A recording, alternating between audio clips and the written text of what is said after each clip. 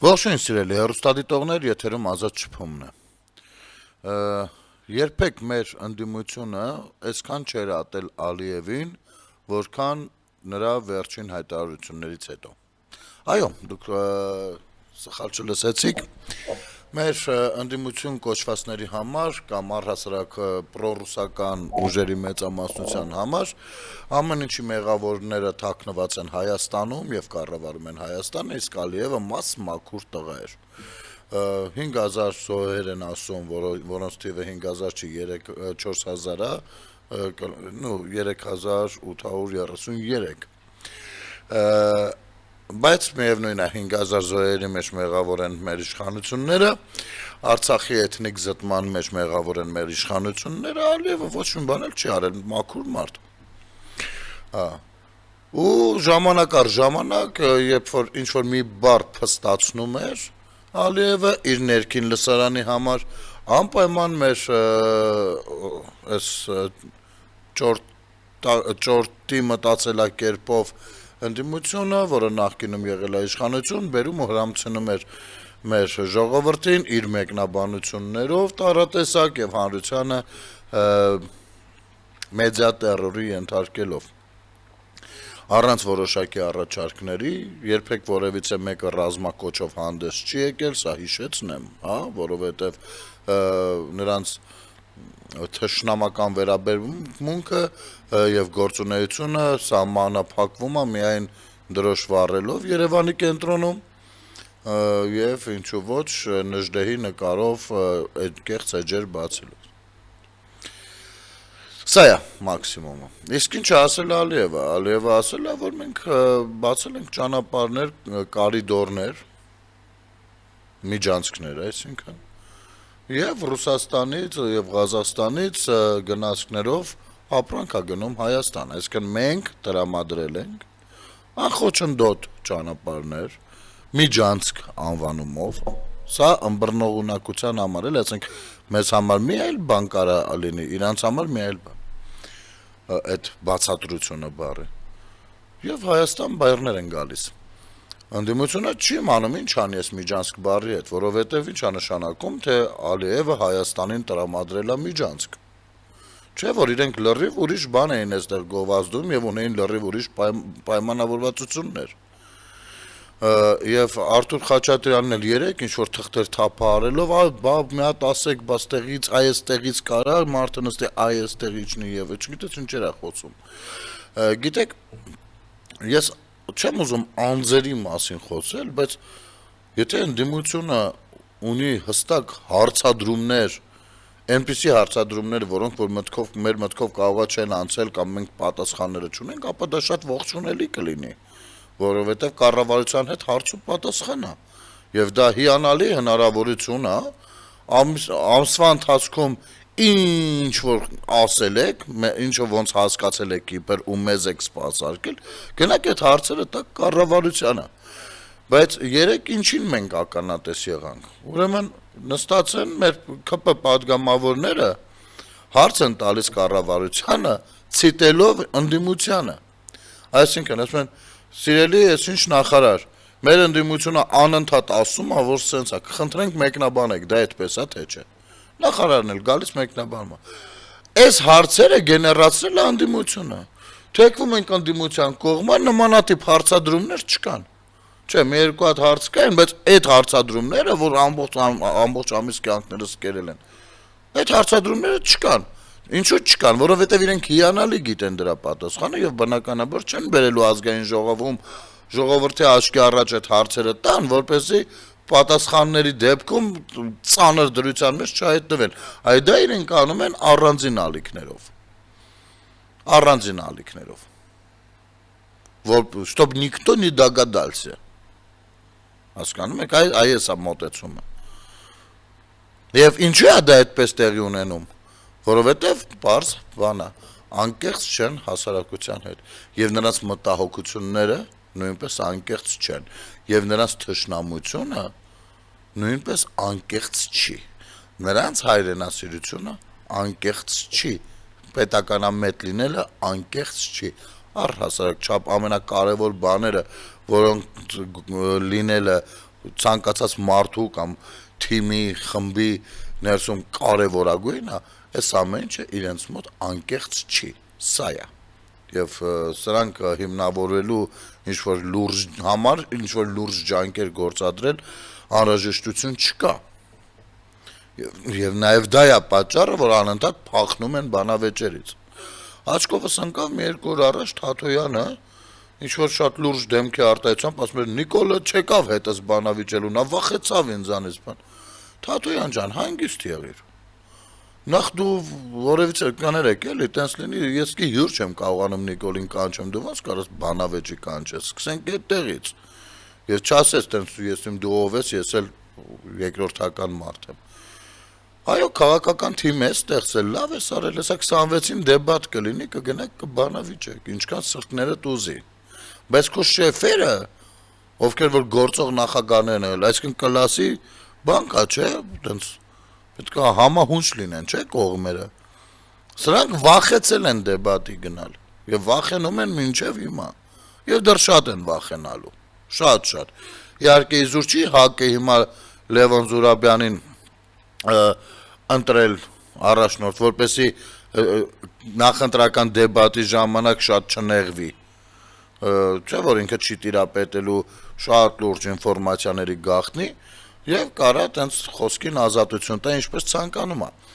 Հասկանում ես, եւ իշխանությունն էլ կաշկանդված է խորքային պատասխան տալուց, որովհետեւ եթե գաղտնիության բան բացած դատվելու է։ Սա ռազմավարություն է։ Բայց նստել ասել կանչում եմ, չեկավ, ուրեմն վախեցավ, բան ծիծաղելի բաներ ես անում Թաթոյան։ Շատ ծիծաղելի։ Ու քեզ չթվա թե հենց Սյունիքի մարզում որ գնացել էիր գյուզերով տենց գյուղապետերի հետ ինչ որ բաներ, քարտեզներ, բաներ, սահմանագծեր, ինչ որ հաշվարկներ եք անում ու բան եք ծրագրավորել, կարող է դա ես իմ դեր ու նշանակություն ունենա։ Անցնենք առաջ, քանի որ խոսեցինք Ալիևի հայտարարություններից, Աշկովս էլ ընկավ մի դիկին, թույլ տվեք անազգանունը չասեմ, կարևորել չի, երևի թե։ Այնուամենայնիվ, ինչպես նայում եմ, շատ հակված է սատարելու Ալիևին կամ ադրբեջանական թեզերը, իմ կարծիքով անկախ իրենից։ Մի վիդեո էր տեղադրել, որտեղ որ ինչ-որ բնակարաններ են ստանում ադրբեջանցիները Արցախում, Ստեփանակերտում են հավաքված, հետևյալ գրառմամբ. Ադրբեջանում սկսվել է Ստեփանակերտի բնակեցումը, ադրբեջանցիների առաջին խմբին հանձնվել են բնակարանների բանալիներ։ Ուշագրավ է, որ բնակեցումը տեղի է ունենում համակարգված կերպով, հավաքագրվում են մարդկանց խմբեր, որոնց վճարում են իրենց բնակության վայրերից տեղափոխվելու եւ օկուպացված տարածքներում բնակություն հաստատելու համար։ Եվ հենց այս նույն ձեռագրով Ադրբեջանի իշխանությունները ծրագրում են հետագայում իրականացնել այսպես կոչված 300,000 ադրբեջանցիների Հայաստան տեղափոխումը։ Ու գիտեք հետաքրքիր է որն է 511 հոգի ինչ որ կերպ անդրադարձել է սրան, հաստատել է, որ այո, այս ինչ է։ Ուրեմն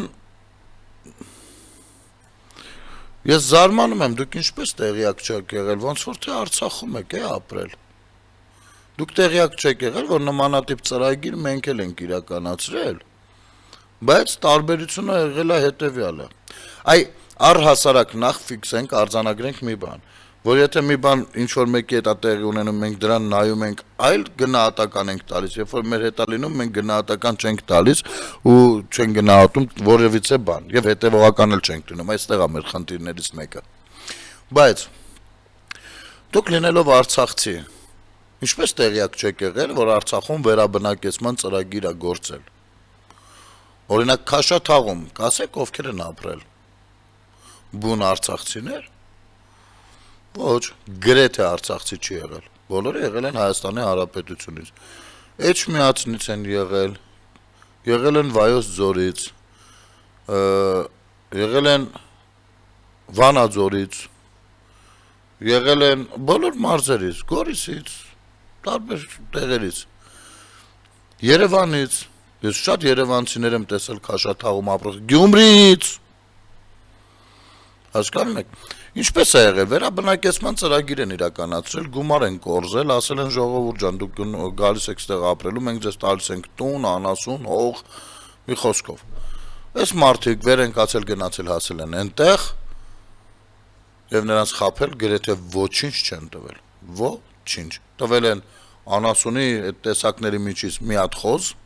կամ երկու հատ մաքսիմում երևի մեկը ծանոթ ա ունեցել։ Ապրել են ադրբեջանցիների թողած ավերակները վերածելով բնակության վայրի եւ մաքսիմում ինչ որ արվել է, կտուրներն են փոխել,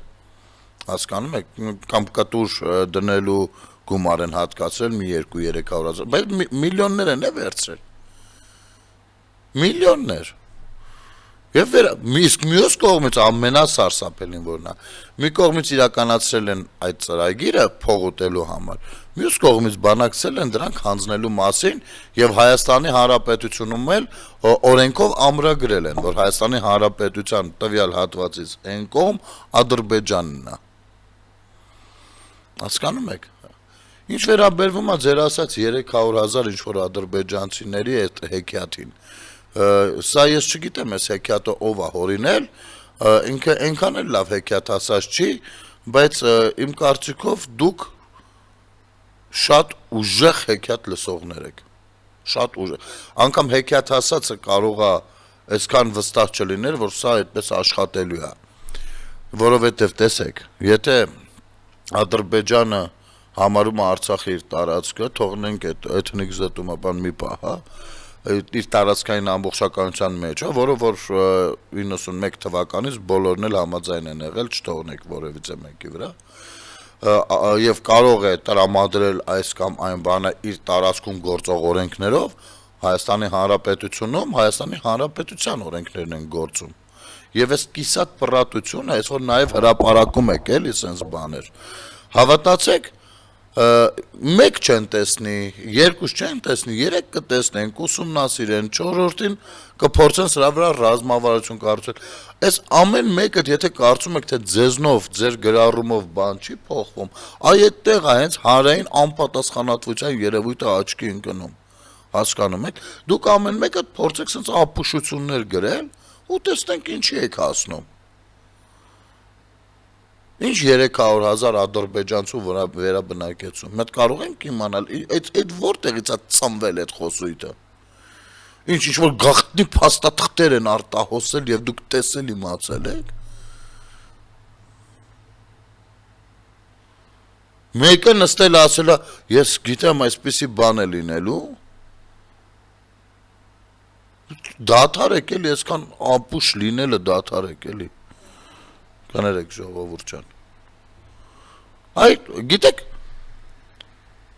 եթե ես լինեի թուրք, ես շատ կուզենայի, որ ձեր նման թշնամի ունենամ։ Ես կուզեի, որ իմ թշնամին իսկապես այսպիսին է լիներ։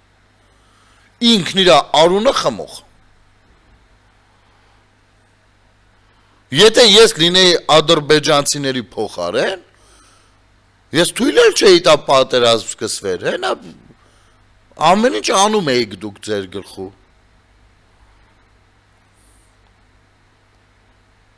Տվել պրծել էիք։ Եվ իսկապես հարց կբարձրացնեք, բայց տվել պրծել էին, ինչի գնացին զոհվեցին մյուս ադրբեջանցիները հազարներով։ Իմիջայլոց այս նույն էջերը կյանքում չեն հրապարակել, թե ադրբեջանցիները մոտավորապես որքան զոհ են ունեցել, բայց բոլորը կլորացրած 5000 թիվն են մեր համար ֆիքսում անընդհատ։ Սա հիվանդություն է, սա հոգեկան հիվանդություն է։ Դուք խորը հիվանդներ եք։ Չարժի, հետևեք ձեզ։ Ես ցավում եմ դրա համար եւ խորհուրդ եմ տալիս, որպեսզի հետևեք ձեր հոգեկան անդորրությանը, փորձեք հետևել։ Իհարկե, այդտեղ պատասխանատվության որոշակի զգացում ունի Հայաստանից առաքելական Սուրբ եկեղեցին Գարեգին Բ-ի գլխավորությամբ, բայց հաշվի առնելով նրա կարգավիճակը եւ գործունեությունը, պետք է ասեմ, որ ցավոք դուք անհույս եք։ Ցավոք։ Ոնց եք ասում ազգային Ընդհուպ մինչև ազգային ժողովում, ես չխոսեմ դեռ համացանցում, ամանորին ինչ էիք ասում, այս հնդիկները, արա այս Հայաստանա, թե այս ինչա հնդիկները եկել լծվել են,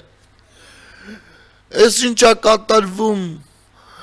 բանը, բավոր հեսա են, ընդհուպ մինչև ազգային ժողովում անցյալ տարի ինչեր էին խոսում, որ խայտարակություններ է, ասում էր, արա, Աստված ջան, խնդրում եմ հանկարծ որևիցե մեկը չլսի այս ելույթները, որովհետև մենք բոլորով այդ ապուշների պատճառով դառնում ենք նացիստ աշխարհի առաջ։ Աշխարհը վաղուց դռները բաց ուրիշ ձև է ապրում, մենք դրել ենք հանդիկների քանակներ ենք գնահատում, ընդ որում կոպիտ ձևակերպումներով։ Կոպիտ ձևակերպումներ, որ աշխատուժ է պետք է, աշխատող չկա, բա որտեղից պիտի բերեն, էժան, ավելի էժան տեղից գիտեք, գնացեք բերեք։ Բայց ու այս մարդիկ էլ ոչ վնաս են տալիս, ոչ բան, որոշակի խնդիրներ առաջանում են, որտեղ այդ հայերը որտեղ որ ապրում են, խնդիր չեն առաջացնում, մի հատ եկեք աշխարհի երկրներով պատտվենք, տեսնենք աշխարհի որ երկրի բանտում քանի հայ կա։ Անտուփ միջև մարդասպանություն հոդվածներով։ Լավ, այսքան կոնսերվատիվ արժի լինել, եւ ահա խնդրեմ հնդիկը տեսեք ինչ է անում։ Մի հատ խնդրում եմ էլի, եթե կարելի է այդ տեսանյութը տեղադրենք, հա։ Այն մեր, ահա, ուրեմն, մի հատ դիտեք, մարդը պտտվում, հա, տեսնում է, որ լուկը բաց է,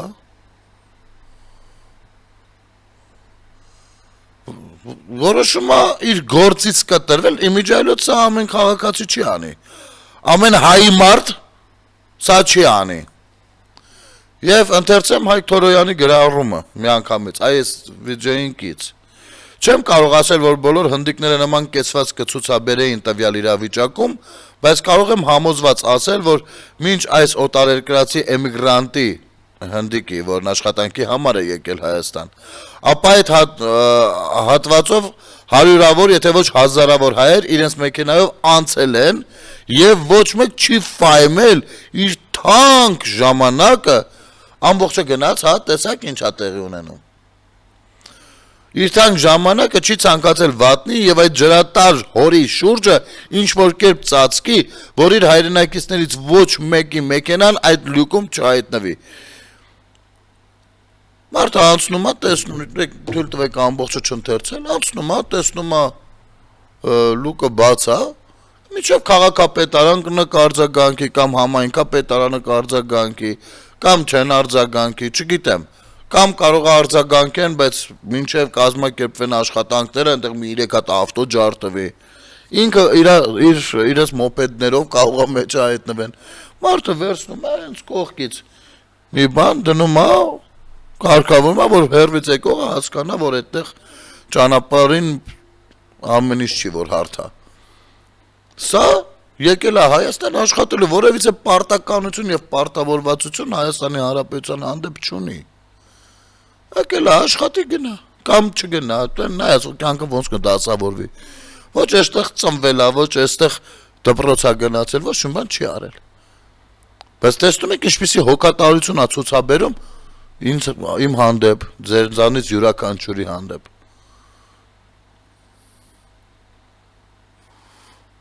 Իսկ փոխարենը ինչքան հայեր անցան դարձան այդ ընթացքում։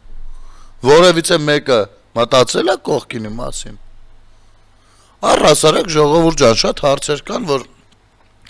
ես կարծում եմ թողնել պատկան մարմիններին իհարկե կարելի է, դրանք պետք է, մի կառավարիչներն են, պիտի կառավարեն, խնդիրը դա չի։ Բայց մենք ինքներս որպես քաղաքացի նույնպես ունենք գործառույթներ, Եվ ցավոք սրտի մեր հասարակության ներսում շատ քիչ են այդպիսի մարդիկ, ովքեր որ պարտքի զգացում են կրում եւ իրենց ապրելաձևով որոշակիորեն կարող են օրինակելի մարդիկ հանդիսանան։ Լավ, մինչեւ այսինչ կառույցը ամեն ինչ կառույցը կարձագանքի, իսկ մեր դրսևորումը որն է։ Որպես քաղաքացի։ Այ երեք են որ ընթերցում էին շատ կարևոր նյութ հենց սրա մասին է։ Մենք գիտենք մեր իրավունքները, ամեն մեկս մերը, բայց մենք չենք ուզում ճանաչել մեր պարտավորությունները։ Կարճ դադար մեր եթերում։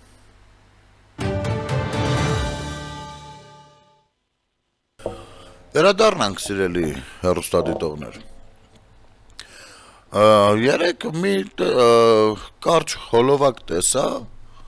Նարեկ Կարապետյանը մի հատ 10 դրամանոց էր սենց գցում բռնում, ղուշգիր էր խաղում, ու ասում է, սա գիտեք ինչ է, առաջին հայացքից սա 10 դրամանոց ընդամենը, բայց մեր պարագայում սա մեր առաջարկած վարչապետի թեկնածուի 10 տարվա աշխատավարձն է։ Անկեղծ ասած, ես մի քիչ ապշած եմ, որովհետև ես գիտեի, թե իրենք առաջարկում են ամիսը 1 դրամով աշխատել։ Պարզվում է տարին են 1 դրամով աշխատելու, իրենց վարչապետը աշխատավարձը լինելու է տարին 1 դրամ։ Չգիտեմ, օրինակ այս բաժակը, որով ես ջուր եմ խմում, կլինի մի 400 դրամ, 300 դրամ։ Սա Նարեկենց վարչապետի 3-400 տարվա աշխատավարձն է։ Հետ ձեր վարչապետը, որ ուզենա, ասենք կաղո շատ է խոսում, վերանա մի քիչ չորանա ուզենա թռչել։ Ինչ է անելու։ Հա, ինքը դե տենց կարող է լինի ապահոված մարդ, չէ, հարուստ մարդ է, դե իրան պետք չէ դա աշխատավարձը, օքեյ։ Իսկ քաղաքական առումով, այսինքն թագավոր է էլի ինքը լինելու, չէ։ Իսկ քաղաքական առումով, եթե ինքը վատ քաղաքական գործից ստացվի, ու ցանկություն լինի փոխել նրան։ Ոնց ենք դա անելու։ Ոնց է լինել։ Դուք ինչ եք մի անգամից 10 տարի գծում, որ կարող ենք հասկանալ։ Հետո 10 տարուց հետո մյուս տեսեք, մյուս վարչապետը գա, ինչ նորից օրենքներն ենք հետ փոխում, որ մարդը աշխատավարձ ունենա։ Դուք ստեղծում եք, փորձում եք ստեղծել, բոլորից առաջ ժողովուրդ ջան, փորձում են ստեղծել ստվերային կառավարություն, այսքան բան։ Դա անգամ ծիծաղելի էլ չի, էլի։ Աշխարհում մի քիչ լուրջ, մի քիչ լավ ոչ մի բան չհասկացող մարդու անգամ որ ասես, դու կհասկանան, որ հետտեղ լրիվ ուրիշ պատմություն կա տակը դրված, էլի։ Գիտեք, մեզ ձեր լավությունը պետք չի։ Ոնց է իր ասում է բանաս, դե դա պարտավորություն է, ոչ թե աշխատանք։ Լուրջ։ Ինչ պարտավորություն։ Կներեք, դուք ոչ մի պարտավորություն չունեք Հայաստանի հանդեպ։ Կարող եք չանհանգստանալ։ Որովհետև դուք ձեր գլխավոր պարտավորություններն ու պարտականությունները չեք իրականացրել բավարար չի։ Նարեկ ջան, կոնկրետ դու էլ մի դրամով հեծում չես աշխատել։ Ես կխնդրեմ Տարոն Չախոյանի հրապարակումը, էլի, եթե կարելի է, 1 դրամով աշխատողների մասին, տենց սրտացավ հայրենասերների մասին, պատմող մի կարճ տեսանյութ դիտենք։ Ինչ են ասում, պատրաստ են 1 դրամով վարչապետ աշխատել, այս ժողովրդից ու պետությունից աշխատավարձ փող չեն ուզում, բայց ոնց է ստացվում, որ այդ նույն մարդիկ, օրինակ նույն Տաշիր Սամոյի եղբոր որդի Նարեկ Կարապետյանը հեծից միայն 2017-ից 24 թվականների ընթացքում ստացել է մոտ 400 միլիոն դրամ աշխատավարձ։ Այո, լավ լսեցիք, 400 միլիոն դրամ աշխատավարձ, ավելի քան 1 միլիոն դոլար։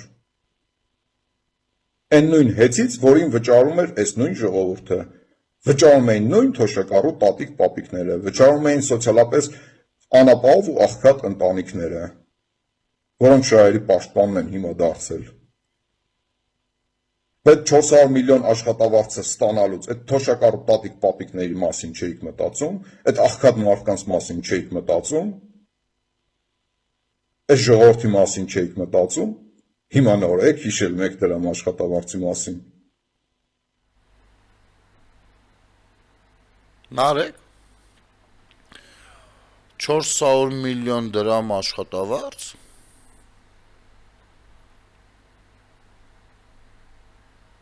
եթե ինձ թվում է դու քո մասին ունես հետևյալ կարծիքը, որ դու հիանալի տնտեսագետ ես։ Եթե քեզ հրավիրեր այսօրվա կառավարությունը էկոնոմիկայի նախարար աշխատել 1 դրամով, կթողնեիր այս 400 միլիոնը ու գնայիր աշխատեիր 1 դրամով։ Չէ, որովհետև մասնավորի մոտ աշխատելը թանկ արժի։ Փաստորեն լուրջ ամսեկան մի 10,000 դոլար։ Բայց պարագայում ինչ խղճով եք դնում, դուք մենք կարող ենք շատ բան խոսել, մեր հետ դուք գործ չունեք։ Դուք որովհետև դուք եք քաղաքական, չգիտեմ, հայտեր ներկայացնում։ Ինչ խղճով եք դնում։ Բան անում, թե բա ժողովուրդ նայեք, իշխանությունները, կառավարողները, նախարարները պարգևավճար են ստացել։ Իրենց այսքան տարիների արածի համար մի 7 միլիոն դրամ նախարարները Այ սրանք այս թոշակառուների փողերը կերան։ Դուք ինչ խղճով եք դա քննադատում։ Ես կքննադատեմ, չեմ քննադատի, դա մեր գործն է։ Ձեր գործը չի։ Այ դուք ո՞նց եք քննադատում 400 միլիոն, այսինքն կառավարչի աշխատավարձը ցածր է, նու դա էլի իր աշխատավարձն է, որը կուտակվում է, հետո վերջում ստանում է, նու վրան գրվում է պարգևավճար, բայց նենց չէ նվեր է, էլի։ Դա իր աշխատածն է։ Հիմա այնուամենայնիվ մեծ թիվերը աշկերովս ընկավ պարգևավճար բառնել այդ օրենսդրական կարգավորման մեջ ճիշտ բառ չի, դեն հնարած բառա չէ նրանց վաղտվա ժամանակների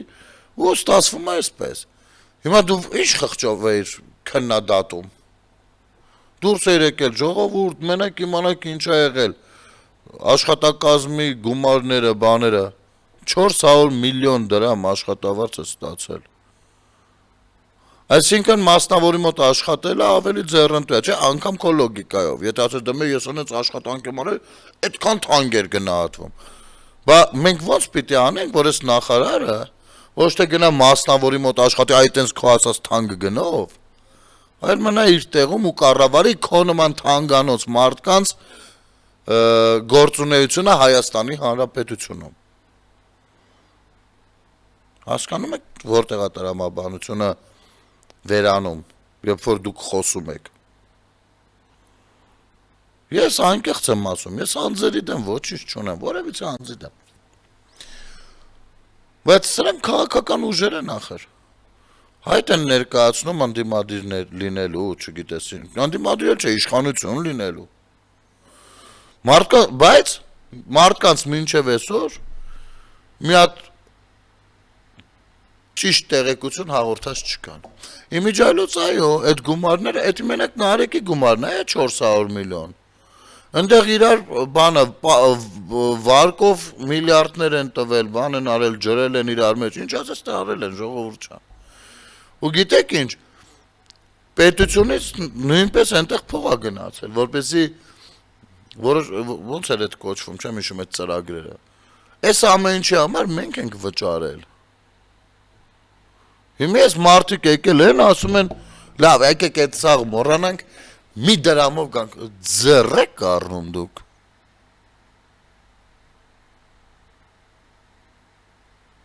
Դուք այդ հարյուրավոր միլիոնները կդնեք տեղը, ու մենք ձեզ կասենք, թե դուք մի դրամով որտեղ ինչով կզբաղվեք։ Մի դրամով գնացեք Պուտինի աշխատակազմում աշխատեք, մեզ մի դրամանոց աշխատողներ պետք չեն։ Մի դրամ։ Փաստորեն, եթե իմ վարկերը լինի ձեր վարչապետի աշխատավարձը, նա երբեք, ամիջև արեգակնային համակարգի վերանալը պիտի աշխատինա։ Ճորտ եք բերում ստեղ։ Ինչ ճորտատիրական գաղափարախոսություն է քարոզվում Հայաստանում։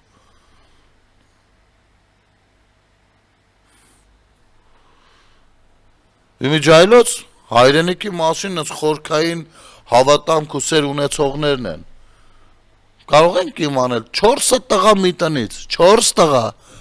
երկու եղբոր որդիները, Սամվել Կարապետյանի եւ Կարեն Կարապետյանի որդիները, 4 տղա։ 4-ն էլ մի ժամ չեն ծառայել Հայաստանի Հանրապետությունում։ Չեն ծառայել։ Չնայած եթե ծառայեն ժողովուրդ ջան, իրենց ժամանակները, երբ որ աշխատակազմի ղեկավար, բան Քոչարյան, բան իրանք միլիարդատեր, այդ ծառայությունը հաստատ հավասար չէր լինելու մեր ծառայությանը, բայց անգամ այդ լավագույն վիճակներով, ձևերով ծառայելու չեն ցանկացել գնան, խուսափել են, որովհետև հավես չեն ունեցել, որովհետև ծառայելը լավ տղու բան չէր, որովհետև եթե դու այսպես եք մտածել դուք ինչ-որ բան են չեմ ասում։ Ող ծառայի ախպեր, ոնց ես գնամ ընդեղ կանգնեմ ծառայի եմ ապրի։ Իմիջիալոց բավականին մանրամասներ կան այդ առումով եւ Վահագն Ալեքսանյանն էր հրապարակել։ Ես խնդրում եմ եկեք մի հատ էլ այդ տեսանյութը դիտենք։ Վահագն Ալեքսանյանի տեսանյութը խնդրում եմ։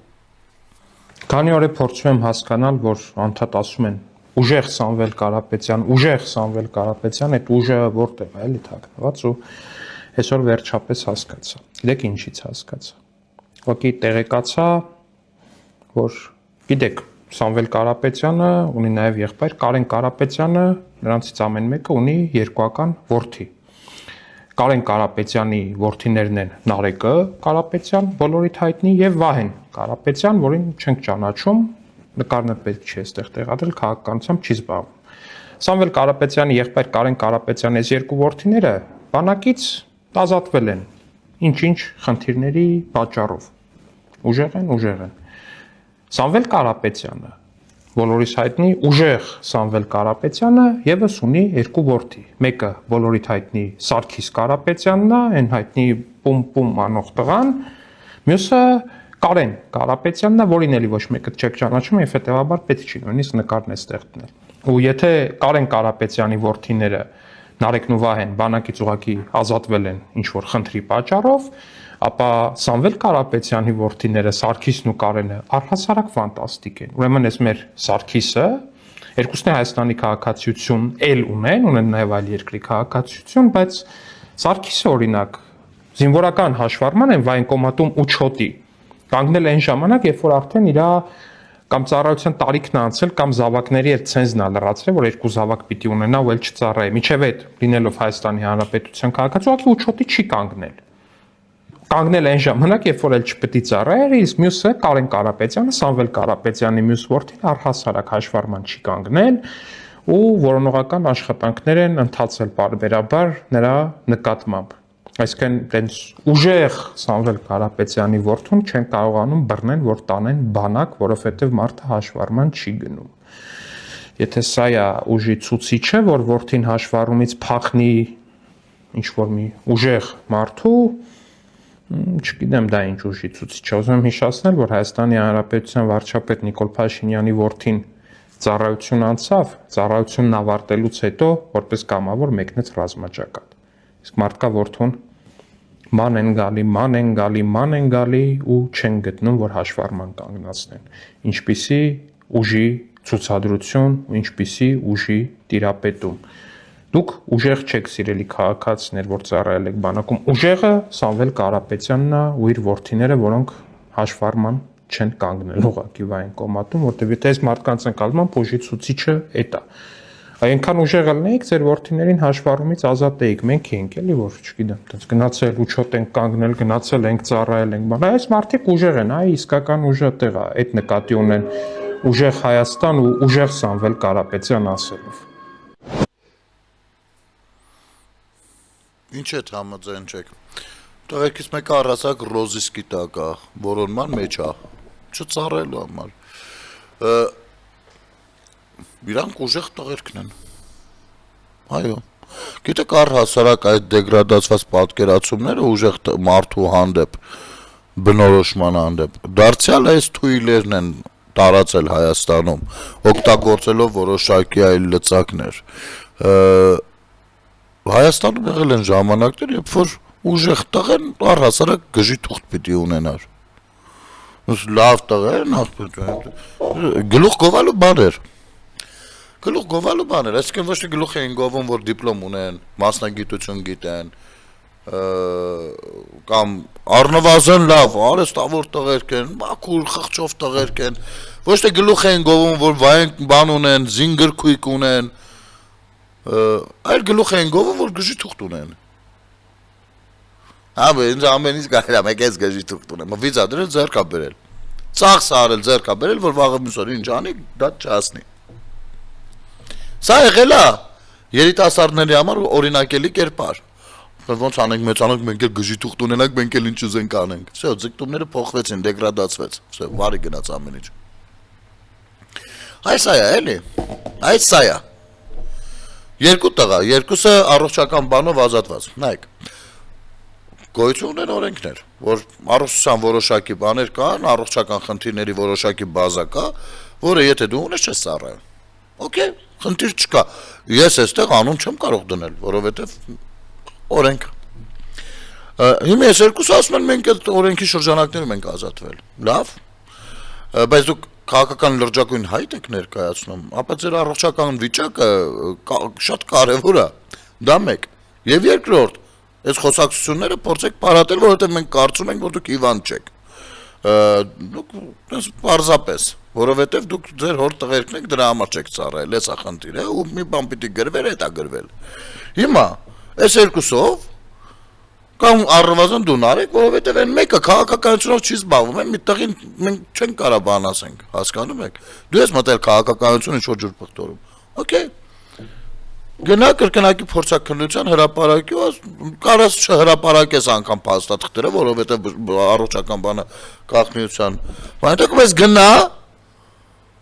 կրկնակի փորձաքննության, ոս անգամ փորձաքննություն եմ անցել կրկնակի ու այո, այդ հիվանդությունները ես ունեմ, որ չպիտի ծառայի, սա այս մասով։ Դու չես գնա, որովհետև ազվես ազատվելուր գնաս։ Երկրորդը, Սամվել Կարապետյանի տղերքը չեն ծառայել, չեն ուզել, չեն ծառայել, այն մեկը բանա, երեխեք ա ունեցել, թափովի մեջ հետ գցել, դենց օրենքով ազատվել է, այն մյուսը ռոզիսկի տակ է։ Բայց իրանք լուրջ բարերարներ են, լուրջ բարերարներ, դուք չեք գնահատում։ Ես երեկ YouTube-յան էջով սրան անդրադարձել էի համառոտ։ Ուրեմն Հայաստանի հայ ժողովրդի բարերարները, ովքեր այդ ընթացքում, Քոչանի Սերժի ընթացքում բարերարություն են արել, իհարկե շնորհակալություն, որովհետև դրանք որոշակի աջակցման ծրագրեր են եղել, բայց ես շնորհակալություն եմ հայտնում այն մարդկանց միայն, ովքեր որ դա արել են ոչ քաղաքական ենթատեքստ կամ նպատակներ, նարատիվներ ունենալու համար, այլ իսկապես արել են։ Ես շնորհակալ եմ ձեզ։ Եվ երկրորդ, դուք ձեր տղաներին որ փախցնում եք ծառայությունից, ինձ համար այն զինվորը, որ գնացել կանգնել է, ով որ մասնակցել է պատերազմին, ով որ անգամ չի մասնակցել պատերազմին, իմ պետության բարերարն է ավելի շատ, քան Տաշիր Սամոն իր արած չարածով, ես չգիտեմ ինչ արել, ինչ է, որովհետև գուցե եւ արել է շատ բաներ, բայց այդ արածի վրա ինչ փողեր կարան լվացած լինեն, դա էլ դնենք մի կողմ։ Եվ գիտեք, այս թեմաների շրջանակներում ամեն դեպքում շատ կարճ է Պապոյանի մի տեսանյութ նույնպես դիտենք, որովհետև շատ նեղվում է Նարեկը, թե փոքր բիզնեսը, մեծ բիզնեսը, աջակցության ծրագրերը, այս կողմ են կողմ, մի խոսքով, քանի որ խոսեցինք միլիոններից, եկեք այս տեսանյութը նույնպես դիտենք եւ եզրափակենք մեր հաղորդումը, խնդրեմ։ Սիրելի հայրենակիցներ, պետական աջակցության ծրագրերն էի մոնիտորինգի ենթարկում եւ տեսա, որ Տաշիր ագրո ընկերությունը պետական բյուջեից ստացել է ավելի քան 105 միլիոն դրամ սուբսիդավորում միայն մեկ ծրագրով, երբ որ ներմուծել են, գնել են 288 խոշոր եղջերավոր տոհմային կենդանիներ։ Այսինքն պետական բյուջեից Տաշիր ագրոին վճարվել է դրա համար որպես աջակցություն 105.3 միլիոն դրամ գումար։ Ես առաջարկում եմ Նարեկին Կարապետյան կամ իր միլիարդատեր հորեղբորը պետական բյուջե փոխանցել այդ 105.3 միլիոն դրամը, չէ որ դուք պատրաստ եք 1 դրամով աշխատել եւ ձեզ պետական բյուջեից փող պետք չէ։ Նարեկ ջան, այդ դեպքում նաեւ իմ կարծիքով կարիք չի լինի որսորդությամբ զբաղվելու։ Շնորհակալություն։ Խնդրեմ, 105 միլիոն դրամ գումար են վերցրել, որպեսի բիզնես 300,000 աշխատատեղ են բացելու։ Կապ չունի պետության բյուջեն ինչքան է, հոպարը փողերը կտա։ Բայց ինչա։ Էս ինչա։ Դա կարող էր մեկ այլ բիզնեսի զարգացման ծրագրին գնար։ Որևիցե այլ քաղաքացու։ Դուք չեք կարող թույլ տալ, չեք կարող իբնե այդպեսինն եք, որպեսի բացի ձեզնից այլ բիզնես զարգանա Հայաստանում, եթե դուք լինեք իշխանություն։ այ ինչպես որ ընդամենը հեծի կառավարիչներն եք ու ամեն ինչը մոնոպոլիզացրել եք, այսինքն այս մեզ պետքա կաբել, այս կաբելը բացում ենք այս ֆիրման,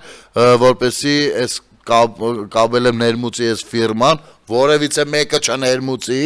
որպեսի մենք տենդեր հայտարարենք մենակ այս ֆիրման մասնակցի, առաջարկի մի հատ աստղաբաշխական գին, այդ փողը տանք, ըստեղից քաշենք, այդ բերենք մեր տուն, էսի գնաց, այն չաշկեքը բերեցինք, այս արեցինք,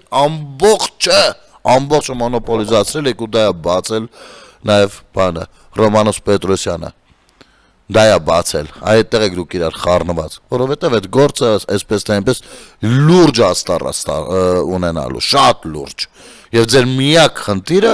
ինչպես եւ բոլոր բռնապետիկների խնդիրներ, հետեւյալն է, փորձել քաղաքական այր խաղալ, որպեսզի հետագայում ասել, այ տեսեք, Հայաստանում քաղբանտարկյալներ կան։